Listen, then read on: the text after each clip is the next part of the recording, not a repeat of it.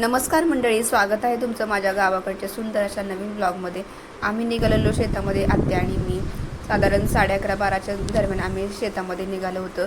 तर हे शेत आमच्या घरापासून लांब आहे। अगोदर तुम्ही बघितलं असेल तर ते शेत अगदी घराच्या जवळ आहे, 2 मिनिटाच्या अंतरावरती। आणि फायनली आम्ही आमच्या या शेतामध्ये पोहोचलो होतो। तर बघू शकता, इथे अगोदर आम्ही कांदे केले होते, तर हा कांद्याचा पाला वाळल्यामुळे हे शेत असं दिसत आहे। तर 2-3 वाफे स्वच्छ केले, त्याच्या कडेने वरंब्याला गवारीच्या शेंगा लावलेल्या होत्या आणि मग अशा आत्या रेषा ओढत होत्या आणि त्याच्यामध्ये धने टाकून याला मुजवून पाणी द्यायचं होतं। म्हणजे आम्ही इथे कोथिंबीर लावत होतो। तुम्ही कोथिंबीर कशी पेरता किंवा टाकता कमेंट करून नक्की सांगा। तर याला भिजवायचं होतं, परंतु लाईटच गेली, त्यामुळे ते अर्धवटच राहिलं। आणि इकडे बघू शकता, ही अगोदर टाकलेली कोथिंबीर अगदी छान उगवलेली आहे। अगदी हिरवीगार देशी कोथिंबीर आहे, मस्त अशी, अगदी उन्हाळ्याच्या तडाखामध्ये सुद्धा चांगली उगवलेली आहे।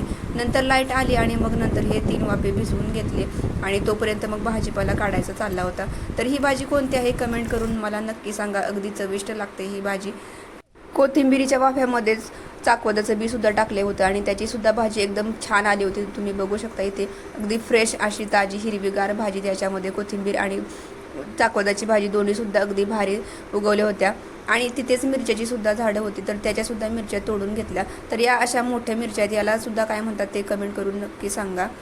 आणि तिथेच 4-5 झाडं वांग्याची सुद्धा आहेत। तर अशी ही वांगी 7-8 वांगी सापडली होती। तर अशी वांगी बघितली ना की भरलं वांग्याची चव आठवते आणि अगदी तोंडाला पाणी सुटल्यासारखं होतं। तर बघू शकता, इथे एकदम फ्रेश अशी ताजी वांगी सापडलेली आहेत।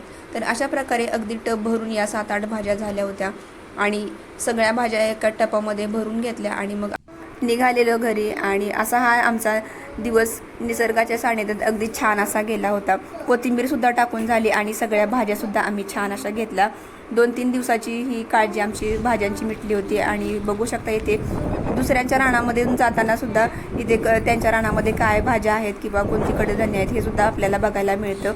आणि सूर्य मावळतीला चालला होता आणि सनसेट पॉईंटसुद्धा एकदम भारी दिसत होता। तर अशा प्रकारे आत्या पुढे चालत होत्या आणि मी पाठीमागून चालत होती। एकदम मस्त असं फ्रेश असं वाटत होतं, भारी वाटतं शेतामध्ये असं आलं की दिवसभराचा थकवासुद्धा निघून जातो। आणि तुम्ही सनसेट पॉईंटसुद्धा इथे बघू शकता, किती छान असं वाटत आहे।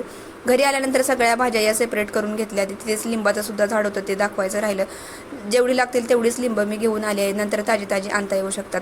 आणि मग जेवायला बनवलं होतं गवारीची शेंग आणि चपाती, आणि स्वराला आवडतं म्हणून शिकरणसुद्धा बनवलेलं। तर सगळा स्वयंपाकसुद्धा झाला। आता या भाज्या व्यवस्थित ठेवल्या आणि मग बसलो आम्ही जेवायला। तर तुम्हाला हा ब्लॉग कसा वाटला कमेंट करून नक्की सांगा।